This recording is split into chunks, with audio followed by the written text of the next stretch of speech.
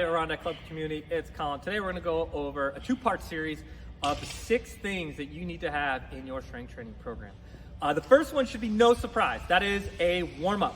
That's most commonly skipped things with a lot of our adult clients. When we start to track down their injury history, we start to realize that they're just not warming up appropriately. So what's included in a proper warm-up? We love foam rolling, right? Start off 3 minutes or less of foam rolling, working some mobility exercises for some of those cranky joints you got going on, and some core stability exercise.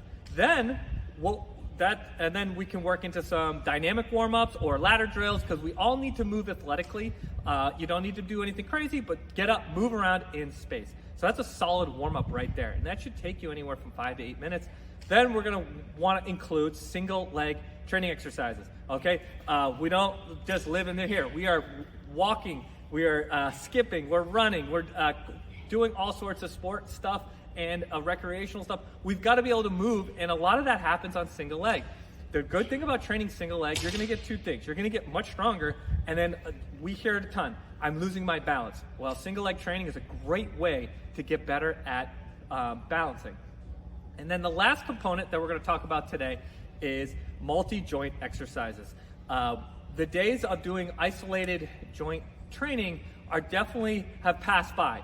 When we're looking at building adult training programs for weight loss, for general fitness, for performance, we've got to include full body. If you're breaking your body parts into different joints, it's going to take you a long time. So for some programs, it's 6 days of training to get around to the whole body. And guess what most people don't have is time. They do not have enough time, or when they run into some things, they miss a day, and then they mess up the split, and then they don't come back in.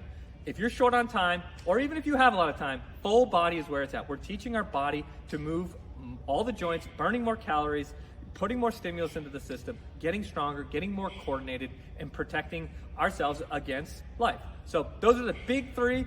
Next week, we'll be back with the other 3 components that you need in every single one of your training programs. Look forward to seeing you around the club.